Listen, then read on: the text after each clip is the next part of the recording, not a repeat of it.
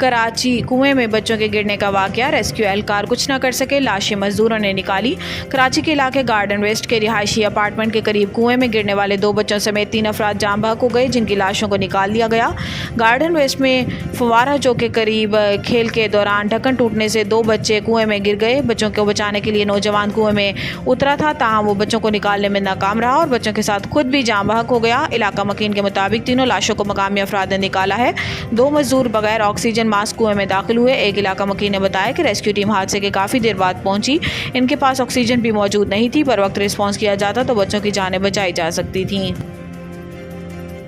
ठट्टा police की बड़ी कामयाबी, पुलिस मुकाबले के दौरान मतलूब क्रिमिनल जख्मी हालत में गिरफ्तार। थाना ठट्टा की हदूद शाह मुराद लिंक रोड ठट्टा पर पुलिस और मुलजिमान में फायरिंग का तबादला है और एक मुलजिम को जख्मी हालत में गिरफ्तार कर लिया गया, जिसकी शिनाख्त कादिर वल्द इसाक मुल्ला के नाम से हुई। इब्तदाई तफ्तीश के मुताबिक जख्मी हालत में गिरफ्तार मुलजिम जिला ठट्टा के मुख्तलिफ इलाकों में चोरी और डकैती, मोटरसाइकिल छीनने जैसे जुराइम की मुतअद्दिद वारदातों में मुलव्विस है। गिरफ्तार मुलजिम के कब्जे से पिस्टल भी बरामद कर ली गई। मुलजिम का मुकम्मल क्रिमिनल रिकॉर्ड चेक किया जा रहा है और केस की मजीद तफ्तीश जारी है। ठट्टा पुलिस की जानिब से जुराइम पेशा अफराद और मंशियात फरोशों के खिलाफ क्रैकडाउन बदस्तूर जारी है। कराची से हमारे रिपोर्टर एजाज अहमद की खसूसी रिपोर्ट। यौम दिफा पाकिस्तान 15 रोज़ा बास्केटबॉल तकरीबात का आगाज़। SOA के खाजन अस्कर बलोच की क़यादत में एक वफ़द ने पायलट ऑफिसर राशिद मिनहाज शहीद की कब्र फातिहा खानी की।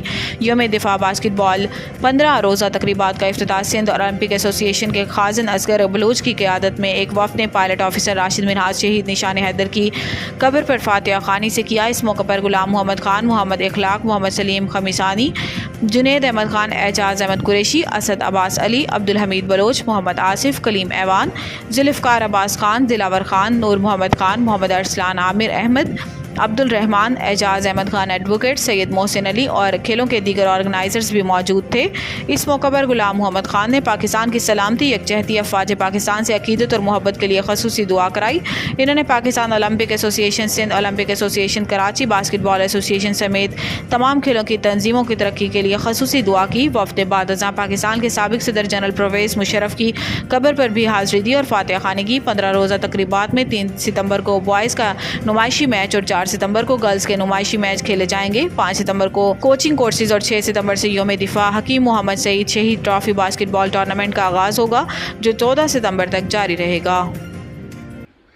याल्ला बास्केटबॉल के प्रेसिडेंट ब्रिगेडियर रशीद अली मलिक, अब्दुल नासिर, जावेद अली मेमन, मुमताज़ अहमद और जितने भी बास्केटबॉल के नूरुल आबदीन बास्केटबॉल के मदफून हैं, उनकी के लिए दुआए मग़फ़िरत कीजिएगा। अल्लाह ताला उनको जवाल रहमत में आला मुक़ाम अता करे।